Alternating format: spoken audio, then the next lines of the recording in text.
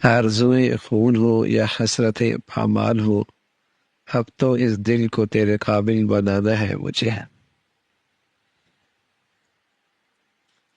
اگر آدمی یہ طے کر لے کہ میں نے رمضان میں اپنے اللہ کو منانا ہی ہے اور اپنے اللہ کو پا لینا ہی ہے، اور پھر اپنی سے ہمت اور کوشش شروع کر دے، تو میرے عزیزوں یہ ہو نہیں سکتا کہ اللہ سچی طلب کرنے والوں کو یہ دولت عطا نہ فرمائے۔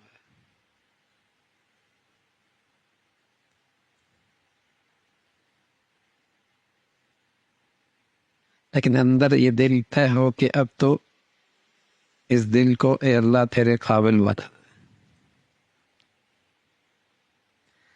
رمضان نا تربیت کا مہینہ ہے۔ آدمی یہ دیکھے کہ اپنی زندگی میں کہاں کہاں کمزوریاں ہیں، اور پھر ان کمزوریوں کو اس مہینے میں قابو پا لے۔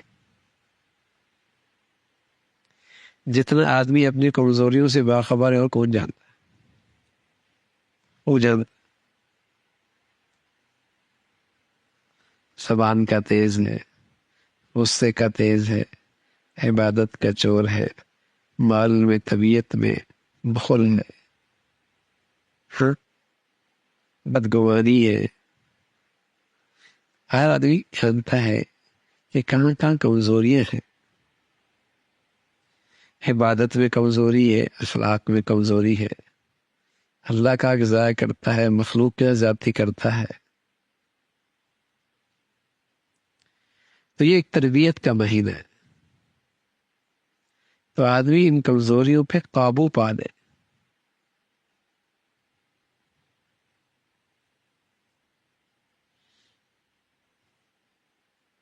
اور کوئی ایسا نہیں ہے جس میں کمزوریاں نہ ہو، ٹھیک ہے نا؟ تو اس مہینے میں آدمی اپنی کمزوریوں پہ نظر رکھے اور پھر ان پر قابو پانے کی کوشش کرے۔ کہاں گڑبڑ کرتا ہے؟ اخلاق میں، عبادت میں، مالی لحاظ سے بخل کرتا ہے، یا سوچتے کا تیز ہے، یا زبان بے جا استعمال کرتا ہے، یا اس کی نگاہیں آزاد ہیں، یا دل نہ جانے کون کون سے وادیوں میں گھومتا رہتا ہے، کیا کیا سوچتا رہتا ہے۔ تو یہ آدمی کی زندگی میں کمزوریاں ہوتی ہیں، اس مہینے میں ان پہ قابو پانا ہے۔ رمضان صرف افطاری کے لیے، سحری کے لیے، تراویحوں کے لیے، اس کے لیے نہیں آتا۔ یہ تو سال بھر میں جو کمزوریاں لگ گئی زندگی میں، ان کو پر کرنے کے لیے آتا ہے۔ جہاں جہاں سوراخ ہو گئے، جہاں جہاں کمزوریاں آ گئی، جہاں جہاں ٹوٹ پھوٹ ہو گئی نا زندگی میں، دین کے لحاظ سے، ایمان کے لحاظ سے، اس ٹوٹ پھوٹ کو ٹھیک کرنا ہے۔ نئے سرے سے ایک توانا مسلمان، ایک صحت مند ایمان والا، ایک طاقتور دیندار، یہ رمضان ہے۔ کہ رمضان کے بعد اس کی زندگی وہ نہ ہو جو رمضان سے پہلے تھی۔ جو کمزوریاں تھی وہ الحمدللہ پوری ہو گئی۔ یہ رمضان اس لیے آتا ہے، ورنہ سرسری انداز میں اگر آپ نے رمضان گزار دیا تو اس میں تو اللہ کی رحمت ہے، خاص متوجہ ہے، کچھ عبادات میں اضافہ ہو جاتا ہے، کچھ نیکیوں میں اضافہ ہو جاتا ہے۔ لیکن جیسی اللہ کی رحمت کا یہ سلسلہ ختم ہوتا ہے تو وہی کمزوریاں پھر غالب آ جاتی ہیں، وہی کمزوریاں غالب آ جاتی ہیں۔